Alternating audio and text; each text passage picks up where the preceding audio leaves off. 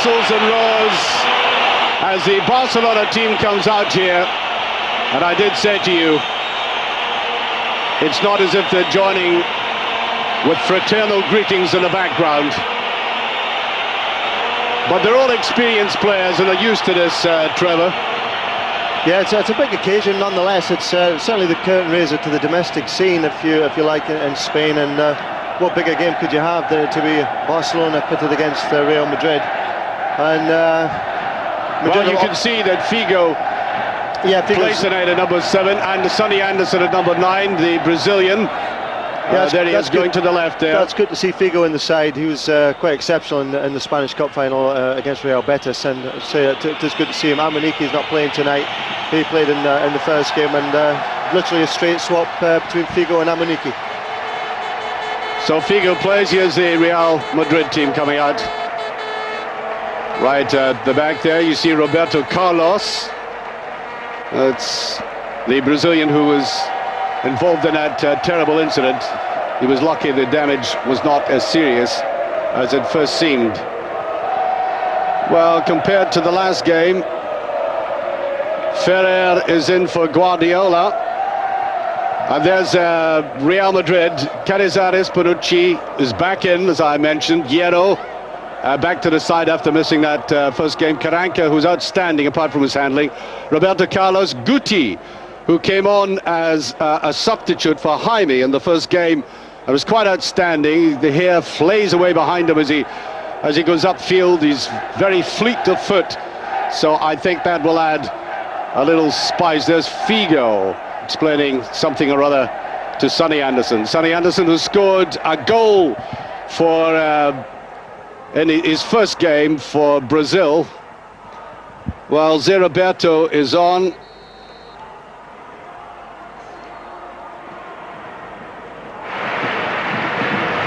So, Roberto Carlos again. Well, he's had a little warm-up. The last one, a kind of dress rehearsal. Here he comes. It's in that time. 2 straight, Trevor. Well, there, Panucci tackled there, and here he is on the left-hand side again at Straug this time. Oh, brilliant little touch by Raul on the outside. And I think there might be an appeal for a penalty. Well, Trevor, it looked to me as if he was taken from the bag just before he tried to strike. Well, you'd like to think that was a penalty. It was just about to draw his foot back, and there was a challenge from a Barcelona defender. Put him right off his stride and ended up on the floor. But look at his reward for it. He gets himself booked, and Madrid end up getting the corner. But this was fantastic footwork. Now that was Mijatovic with them, and here, well, I think that was a more there. I think he just got himself in there, didn't he? But you know, he was impeded. Normally he's very accurate at putting the ball onto the head of players inside the box. There it is to the far post. Oh, it's over. That was a great chance. Giovanni. And I think he might have been surprised, Trevor, he got this ball in the first place. Well, it was a tremendous ball in. I thought it maybe just been overhit there. But what an opportunity. It was brilliantly knocked back there. Sonny Anderson it was. He just touched it back to him. Anderson had no right to get his foot on that ball, and Giovanni's missed a sitter, to be quite honest. But you say he was probably under shock, you know, when the ball came back to him. Lovely player to watch, but he's being harassed at this moment by Real. Game very evenly balanced. That's a decent ball inside. It could be. Yes! Roll! That's what they think about it. The most penetrating pass of the game. 3 minutes from the end of the first half. Beautifully controlled. Wonderfully manipulated, and a great finish.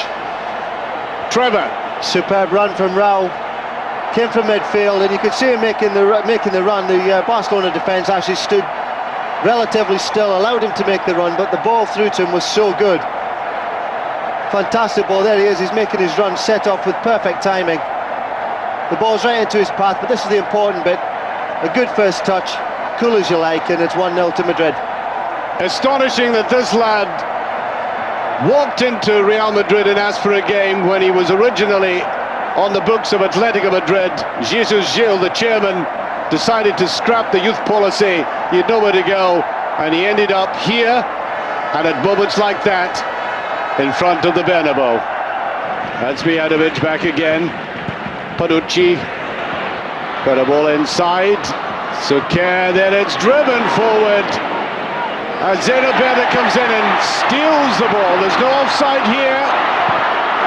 And the two players put each other off, and Suker, well, they kiss and make up. Yeah, that was nice to see a bit of humour in the whole thing. Suker was obviously upset. Zenoberta did exceptionally well there. Was cute enough to see the opportunity on the left-hand side, but it was you first. This locking threat of Mijatovic up front. Zenoberta, that's a beautiful ball. It's no offside. Look at the player beside him. It's there. His second goal, Raul.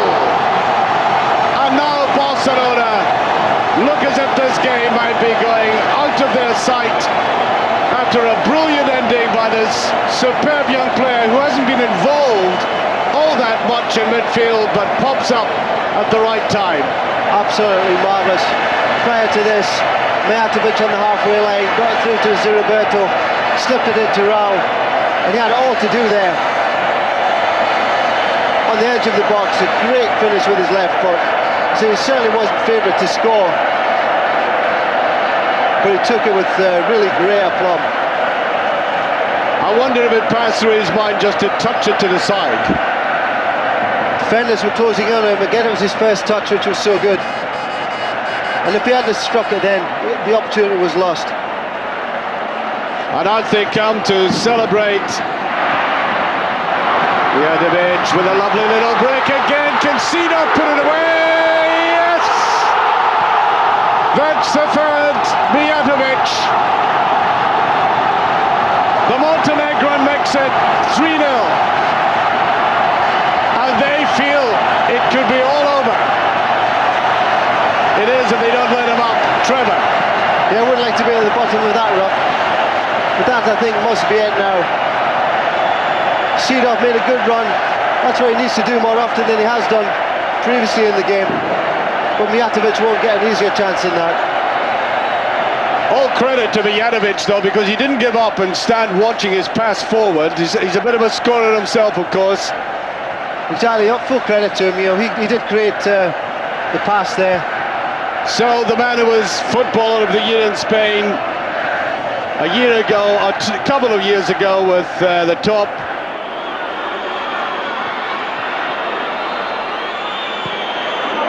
Walked in well. There's Figo trying to drift forward. Figo could put it away. Oh, it's a brilliant save. Canizares coming right out to that. No wonder, Trevor, if they just put a little bit too much work in the ball here. Yeah, Figo did exceptionally well. Giovanni was the man who had the chance and basically just missed it. Maybe a little bit of over elaboration. I thought Giovanni, as I say, might have been offside, but no. But a great save from Canizares. Spread himself well.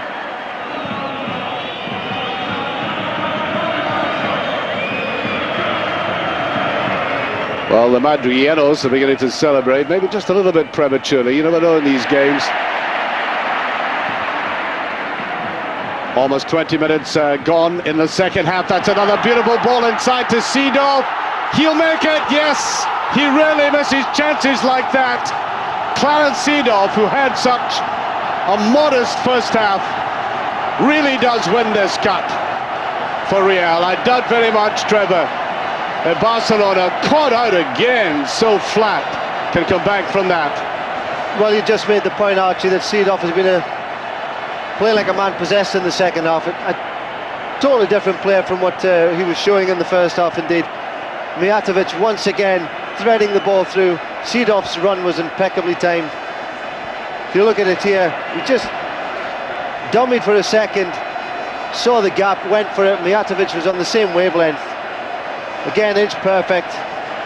It's another clinical finish, and I was saying before there that this could get really ugly for Barcelona if they don't get their act together, and that's 4-0 now. Well, I don't think they'll want a result like this, a heavy defeat before they play in that vital Champions League qualifying game. As I mentioned, never been beaten by Barca. Play goes on, look at the long run again there by Seedorf, the corner again, he'll let fly! Well, it's now becoming stereotyped. They're picking holes at will in the Barcelona defence, and again Seedorf is doing exceptionally well. He's making totally pigeonholed on the right hand side in the first half. There's Rivaldo again, tries to get it to the left foot, and that wasn't very far away. Now I think it's perfectly obvious that that's what he wants to shoot with, and they tried to push him away from it, but he wriggled into clear space that time. Sort of give that off in great amounts, but good play nonetheless. Well, that's a free one, it must be, yes, they pulled one back. Giovanni, totally uncovered, slackness for the first time in the Real defence. It's 4-1, but oh dear, a little bit too late. Yeah, simple enough goal. It was just everybody standing still literally in the Madrid defence. Giovanni took it very well. One touch onto the chest and slammed it into the bottom corner. I think earlier in the game they might have been fastening onto him much quicker than that. Yeah, without question. It's become a little bit relaxed in there. And, you know, when you're 4 goals to the good, then these things happen, but Madrid will be disappointed. Barcelona bogged down as they have been for the last 25 minutes.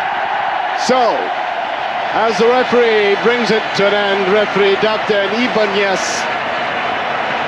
Jupp Heynckes wins his first trophy as Real's manager. And there's the man who built the base for him, Raul, 19 years of age.